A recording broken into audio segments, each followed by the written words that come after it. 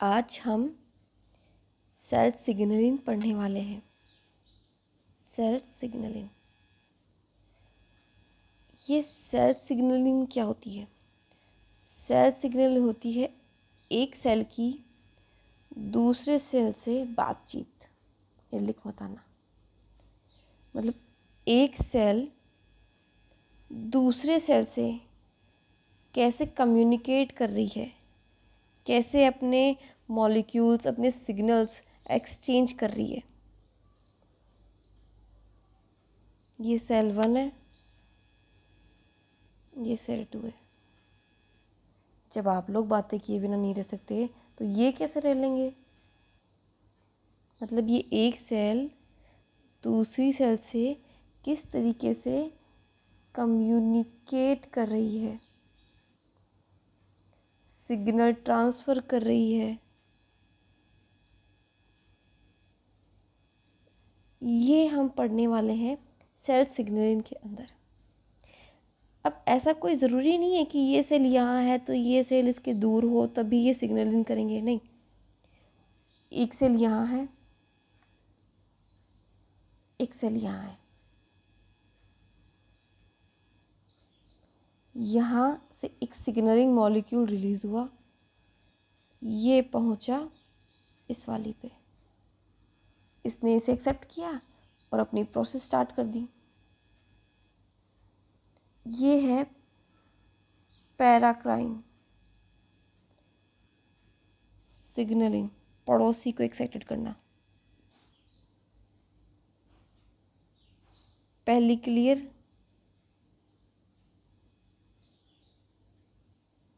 दूसरी पढ़ लेते हैं।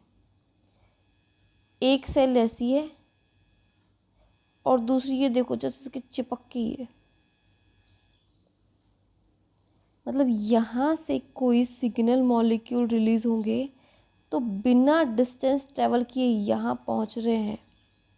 यह इसके पास इसका रिसेप्टर है, फिर ये उस अकॉर्डिंग अपने सिग्नल, अपना रिस्पॉन्स शो करते हैं। इस प्रकार की सिग्नलिंग जो होती है वो जक्स्टाक्राइन,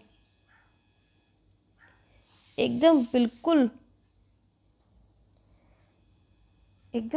बाजू वाले कोई पड़ोसी भी नहीं, एकदम जस्ट बाजू, बगल वाले कोई बगल। तो ये हो गई जक्स्टा सिग्नलिंग। अब एक और टाइप की सिग्नलिंग देख लेते हैं। ये एक सेल है, ये क्या कर रही है कि ये किसी तरीके के सिग्नलिंग मॉलिक्यूल रिलीज कर रही है और फिर ये खुद ही को एक्साइटेड कर रही है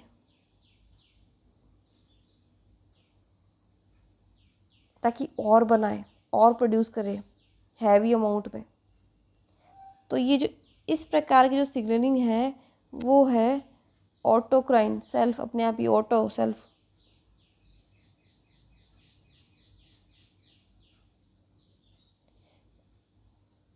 अब बार बार ये क्राइन वर्ड से एक और सिग्नलिंग याद आ रही है जिसका नाम है एंडोक्राइन।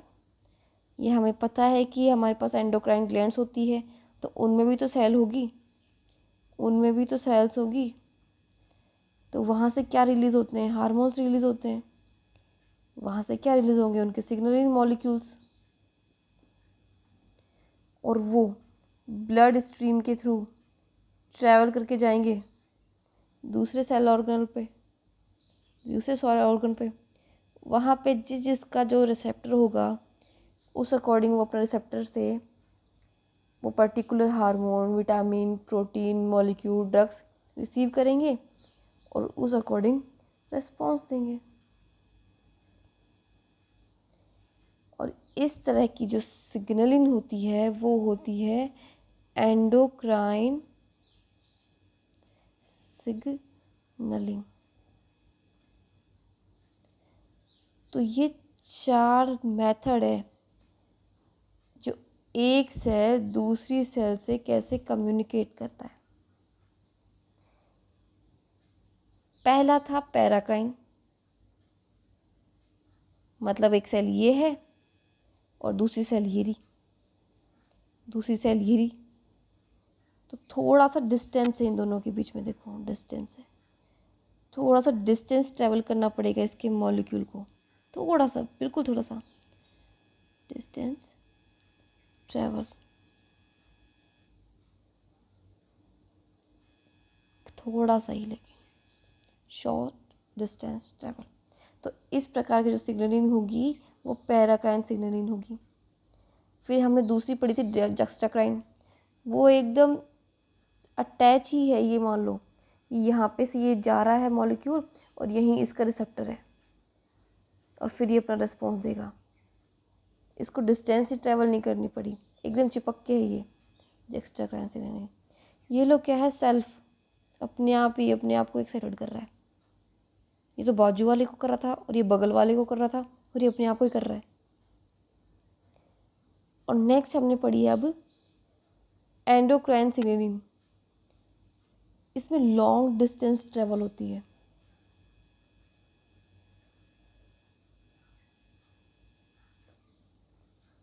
इसके अलावा भी एक और सिग्नलिंग है जिसे सिनेप्टिक बोलते हैं। अब जिसने न्यूरॉन्स पढ़े हैं उसको तो समझ में आ जाएगा। इस तरह से कुछ याद आ रहा है? सिनेप्टिक नोब्स होते हैं, यहाँ पे सिनेप्टिक वेसिकल्स होती हैं। ये लोग एक तरीके के केमिकल रिलीज़ करते थे, उन केमिकल्स को बोला जाता है न्यूरोट्रांसमीटर।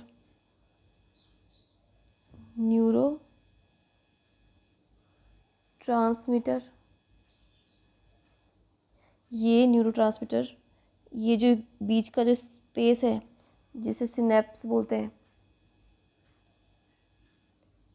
इससे ट्रेवल करके दूसरे वाले न्यूरॉन के डेंड्राइट्स तक आ जाते थे और इस तरह ये अपने सिग्नल को ट्रांसफ़र करते थे। और ये सिर्फ पाया जाता था नर्वस सिस्टम न्यूरॉन में।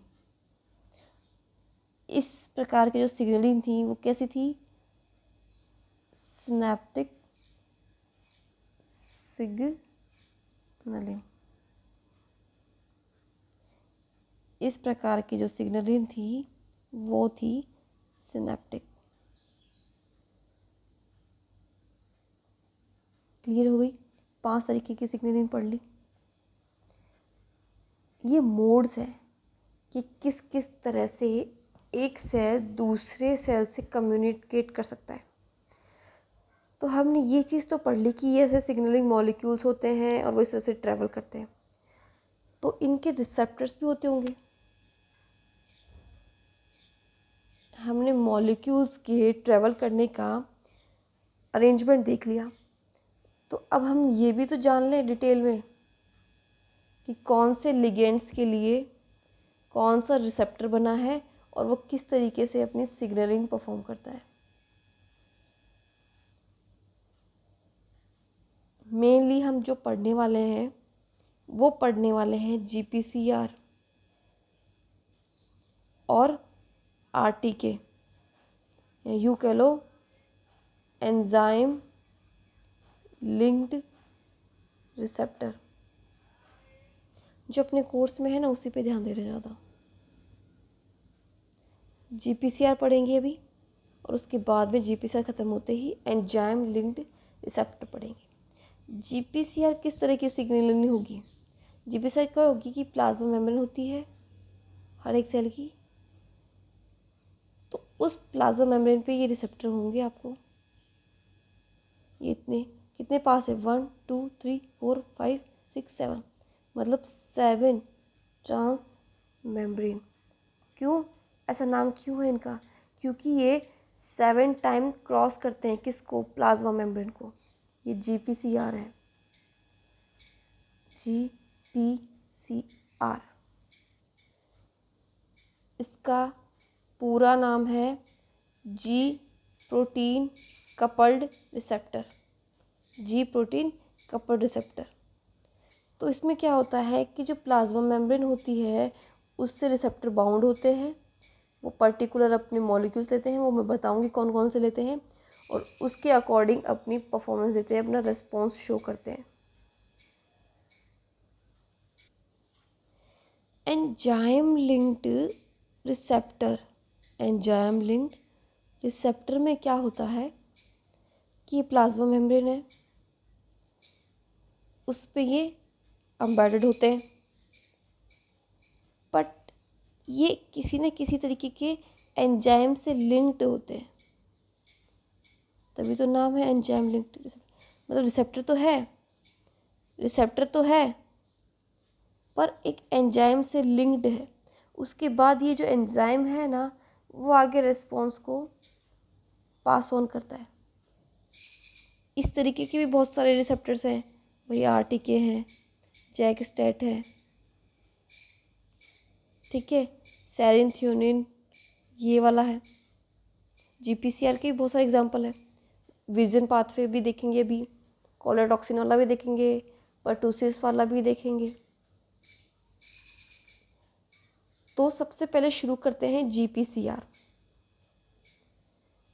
जीपीसीआर सबसे पहले तो इसका इंट्रोडक्शन चलेगा।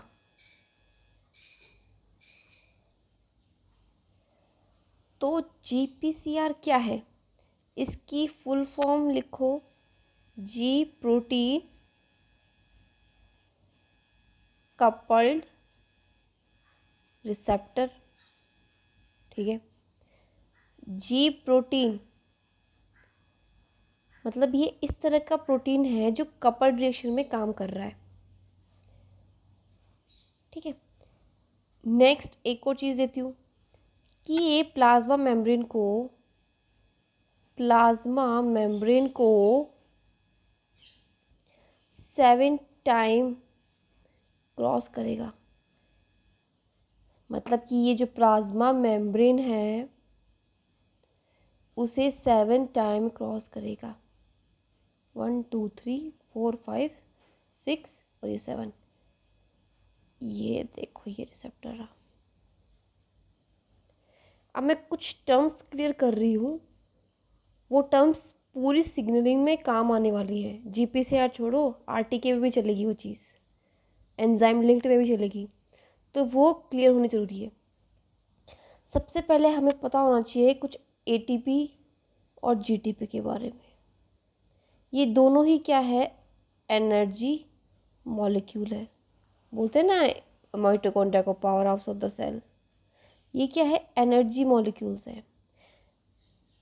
अगर कोई भी एनर्जी मॉलिक्यूल अपनी एटीपी और जीटीपी फॉर्म में रहेगा, इसका मतलब वो एक्टिव फॉर्म में है। अभी सब समझ में आ जाएगा, जब मैं सिग्नलिंग पढ़ाऊंगी ना तो सब समझ में आ जाएगा। और अगर इसी जगह मैं ये लिख दूँ एडीपी जीडीपी, तो अभी भी क्या है, ये एनर्जी मॉलिक्यूल ही है, ये अभी भी एनर्जी मॉलिक्यूल ही है, बट ये अपनी इनएक्टिव फॉर्म में है, इनएक्टिव फॉर्म में है। क्लियर, ये terminology clear. ATP GTP energy molecule है, ये अपने एक्टिव फॉर्म में काम करते हैं, ये अपनी एक्टिव फॉर्म है। ये किसकी एक्टिव फॉर्म है, इसकी एक्टिव फॉर्म है। नेक्स्ट मैं थोड़ा सा और, अगर मैं जीटीपीएज लिख दूँ, जीटीपीएज, तो अब जो जीटीपी है ना, इसमें क्या होगा, जो जीटीपी है ना वो अपनी एक्टिव फॉर्म से इनएक्टिव फॉर्म में ट्रांसफ़र हो गया है। अगर मैंने ये जीटीपीएज बोल दिया मतलब इसने अपना नेचर खो दिया और ये जीटीपी में चला गया, मतलब अपनी एक्टिव फॉर्म से जीडीपी इनएक्टिव फॉर्म में चला गया। क्लियर। अगर मान लीजिए मैं किसी भी मॉलिक्यूल से जीटीपी अटैच कर दूं तो आप ये बोलोगे कि हाँ एक्टिवेशन हुआ है यहाँ पे। और यही अगर मान लो इस मॉलिक्यूल से मैंने जीडीपी, तो आप समझ जाओगे कि ये इनएक्टिव है, बट ये एक्टिव है। ये बात क्लियर है। अच्छा, अगर मैं इस तरह से बता दूँ कि जीटीपी अपनी जीडीपी फॉर्म में आ रहा है, इस एक्टिविटी को जीटीपीएज कहते हैं और ये किया जा रहा है गैप के थ्रू। अच्छा, ये गैप क्या है? ये गैप ही तो है जीटीपीएस एक्टिविटी। मतलब जो गैप होता है ना, जो गैप, वही इनके बीच में गैप लाएगा जीटीपी को जीडीपी में कन्वर्ट। बट अगर मैं बोलूँ कि कोई फॉर्म जीडीपी से जीटीपी में गई, अब मॉलिक्यूल इनएक्टिव से एक्टिव हो गया, तो ऐसा क्या किया होगा मैंने? इसे दिया होगा गैप। ये सब क्लियर होगा आगे। बस मैं इस सिग्नलिंग को स्टार्ट करने से पहले कुछ टर्म्स क्लियर करना चाह रही हूँ, बस वो समझ में आ जाएगा, पूरी सिग्नलिंग समझ में आ जाएगी। गैप के थ्रू एनर्जी मॉलिक्यूल अपनी एक्टिव परफॉर्मेंस में आएंगे, एक्टिव हो जाएगा इनएक्टिव से, और गैप के थ्रू एक्टिव से इनएक्टिव में जाएगा। तो ये कुछ ब्रीफ इंट्रोडक्शन है जीपीएसीआर को शुरू करने से पहले, जो हमें क्लियर होना ज़रूरी था, तभी हमें समझ में आती है। तो अब हम शुरू करते हैं जीपीसीआर का पहला एग्जाम्पल, पहला पार्ट। पहला पार्ट है CAMP pathway.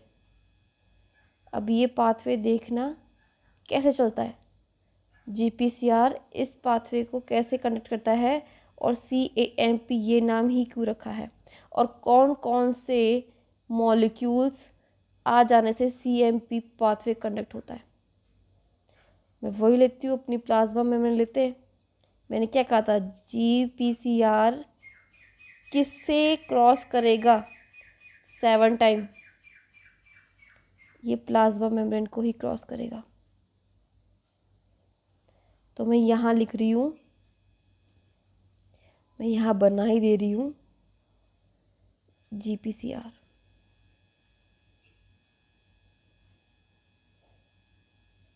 One two three four five six seven, मतलब इसने 7 टाइम इसे क्रॉस कर रखा है। 7 ट्रांसमेम्ब्रेन प्रोटीन। यहाँ पे क्या है? रिसेप्टर है। रिसेप्टर किस लिए होता है? ये जो जीपीसीआर का जो रिसेप्टर है, ये क्या बनाया है मैंने? जीपीसीआर रिसेप्टर ही तो बनाया है, जी प्रोटीन कपल्ड रिसेप्टर। तो अब ये रिसेप्टर किसका वेट करेगा? जो ये रिसेप्टर है वो किसका वेट करेगा भाई? अपने मॉलिक्यूल्स का, तभी तो ये परफॉर्मेंस देगा। देखो, ये चीज़ अपन ने ना 11th-12th में भी पढ़ी हुई है। ये चीज़ अपन ने 11th-12th में पढ़ी हुई है कि रिसेप्टर होते हैं, रिसेप्टर के पास इसके पर्टिकुलर मॉलिक्यूल्स आते हैं। अब वो मॉलिक्यूल्स या तो हार्मोन हो सकते हैं, या फिर कोई ड्रग्स हो सकती है, या कोई विटामिन हो सकता है, या कोई प्रोटीन मॉलिक्यूल्स हो सकता है, या कोई पेप्टाइड मॉलिक्यूल्स हो सकता है। वो जैसे यहाँ पे बाइंड करते हैं, उसके अकॉर्डिंग इनसाइड सिग्नलिंग स्टार्ट हो जाती है। अब मान लीजिए एक मॉलिक्यूल आया, अब ये उसी मॉलिक्यूल को एक्सेप्ट करेंगे जिसके लिए ये बने हैं। अगर ये मॉलिक्यूल एपिनेफ्रिन का आया, अब ये सब पता है ये कौन रिलीज करता है? Adrenal gland. तो ये इसे एक्सेप्ट कर लेगा। अगर आ गया सेरोटोनिन, तो इसे एक्सेप्ट कर लेगा। अगर आ गया एसिटाइल कोएंजाइम, तो इसे एक्सेप्ट कर लेगा। अगर इनमें से कोई मॉलिक्यूल आ रहे हैं तो ये बिल्कुल एक्सेप्ट करेगा, क्योंकि ये मॉलिक्यूल आगे जाके कैंप पाथवे रन करेंगे। ये वाले मॉलिक्यूल आगे जाके कैंप पाथवे रन करेंगे। जैसे ही यहाँ के मॉलिक्यूल आए तो ये बाइंड किया। अगर मान लीजिए एपिनेफ्रिन आया, अगर एपिनेफ्रिन बाइंड किया तो ये ग्लाइकोजन ब्रेकडाउन का काम कराएगा। अगर एपिनेफ्रिन आया तो ये ग्लाइकोजन ब्रेकडाउन करवाएगा, आगे सिग्नलिंग वही चलेगी, आगे सिग्नलिंग वही चलेगी। अगर मान लीजिए सेरोटोनिन का मॉलिक्यूल यहाँ पे आके बाइंड हुआ है, तो ये वो बिहेवियर सेंसिटाइजेशन का काम करवाएगी। अगर मान लीजिए कि एसिटाइल कोएंजाइम का मॉलिक्यूल आके बाइंड कर गया, तो ये पेसमेकर एक्टिविटी, पेसमेकर मतलब वो जो हार्ट है अपना, SNA नोड, वो होता है ना हार्ट, SAN नोड, फिर यहाँ से सिग्नल जाते हैं AV नोड के पास, फिर जाते हैं bundle of His, and then फिर पुरकिंजे फाइबर। कुछ याद है? तो वो क्या करवाएंगे, पेस मेकर एक्टिविटी। भाई ऐसे हैं इनको पेस मेकर ऑफ हार्ट बोलते हैं ना। चलो इनमें से कोई भी मॉलिक्यूल आएगा, कैंप पाथवे रन होगा। अब कैंप पाथवे कैसे रन होता है वो बताती हूँ कि यहाँ पे मॉलिक्यूल बाइंड हुआ आके, इससे अटैच होते हैं 3 प्रोटीन। मैंने क्या बताया था शुरुआत में, इसका नाम जी प्रोटीन, ये वही है ग्लोबुलर। अभी मैंने इसे GDP बाइंड हो रखा है, मतलब क्या लगता है अभी तो ये इनएक्टिव है, अभी तो ये इनएक्टिव है, लेकिन जैसे ही रिसेप्टर ने इसे बाइंड किया तो ये अपनी GTP फॉर्म से चेंज रहेंगे GT फॉर्म में, मतलब एक्टिव हो जाएंगे। मतलब अब जैसे ही बाइंड हुआ, जैसे ही बाइंड हुआ तो ये जो अल्फ़ा है, ये जो बीटा है, ये देखो जिस प्रकार से मैंने अरेंजमेंट किया है ना उसी प्रकार से होगा। अल्फ़ा वाला GPCR से बाइंड है, गामा वाला प्लाज्मा मेम्ब्रेन से, और अल्फ़ा और गामा ने बाइंड करवा रखा है बीटा को। जैसे ही बाइंडेशन हुई किसकी, मॉलिक्यूल्स की, वैसे ये GTP फॉर्म में आ गया एक्टिव, एक्टिवेशन हो गया। अब जैसे ही एक्टिवेशन होता है ना तो ये जो अल्फ़ा है ना वो साथ छोड़ देता है इसका, बीटा का और गामा का। देखो आगे, आगे देखो, जैसे ही बाइंड हुआ वैसे क्या होगा, बीटा तो यहाँ का यहीं रह गया, गामा भी बेचारा यहाँ का यहीं रह गया। बट ये क्या किया, जो अल्फ़ा है जी अल्फ़ा, वो ये भाग गया छोड़ के इनको, क्योंकि ये तो एक्टिव हो गया। अब एक्टिव होने के बाद इसकी क्या मजा ली, रुक जाए, अब भाग गया ये। अब ये जाके किसको एक्टिवेट करेगा, यहाँ पे ही ट्रांस मेम्ब्रेन कंपाउंड होता है जिसे बोलते हैं एडिनाइल साइक्लेज। ये याद हो जाएंगे, आप जितनी बार प्रैक्टिस करोगे ना उतना ही बेनिफिट है इसमें। मैंने बहुत प्रैक्टिस की है, बहुत प्रैक्टिस की थी इसकी, बहुत ज़्यादा। मतलब पूरी CSIR की प्रिपरेशन में मैंने कम से कम, क्योंकि आती नहीं थी ना पहले, बिल्कुल भी नहीं आती थी, कम से कम इसको 100 टाइम्स याद किया है, तब जाके आज ये टिप्स पे है, तब जाके ये टिप्स पे आज। एडिनाइल साइक्लेज क्या करता है, ATP को साइक्लिक AMP में चेंज करता है, ये NCERT में भी है। ATP को साइक्लिक AMP में चेंज करता है, ATP मॉलिक्यूल को साइक्लिक AMP में चेंज, साइक्लिक मॉलिक्यूल बन गए। मतलब देखो, अब जिस चीज़ के लिए इस पाथवे का नाम था, क्या वो जस्टिफाई हुआ, वो पाथवे CAMP पाथवे, मतलब ये मॉलिक्यूल्स बन गए यहाँ पे CAMP के, और ये पाथवे का नाम भी तो यही था। अब ये जो कैंप मॉलिक्यूल है, साइक्लिक AMP मॉलिक्यूल है, ये जाएंगे PKA के पास। बहुत प्रैक्टिस करनी पड़ेगी एक एक सिग्नल इनको याद करने के लिए, अगर आपको स्कोर करना ही है। सच में पढ़ना ही पड़ेगा, वैसे भी पढ़ाई का कोई शॉर्टकट नहीं है, सक्सेसफुल होने का कोई शॉर्टकट नहीं होता। एफर्ट्स डालने पड़ेंगे, आपको अनस्टॉपेबल बनना ही पड़ेगा। PKA के पास क्या होता है, 2 रेगुलेटरी सब यूनिट होती है और 2 कैटालिटिक सब यूनिट होती है। 2 रेगुलेटरी सब यूनिट और 2 कैटालिटिक। रेगुलेटरी रेगुलेट करवाएगा, कैटालिटिक आगे प्रोसीजर करवाएगा। तो जो CAMP के जो मॉलिक्यूल्स है ना वो रेगुलेटरी पे आके बाइंड हो जाएंगे। क्यों, काम करवाना है ना, रेगुलेट करवाना है बेचारे को। तो यहाँ पे क्या है, प्रत्येक रेगुलेटरी यूनिट पे 2-2 बाइंडिंग साइट होती है, किसके लिए, CAMP के लिए। मतलब टोटल कितने CAMP बाइंड हुए, टोटल कितने CAMP बाइंड हुए, 4 CAMP। ये क्वेश्चन आ चुका है। जैसे ही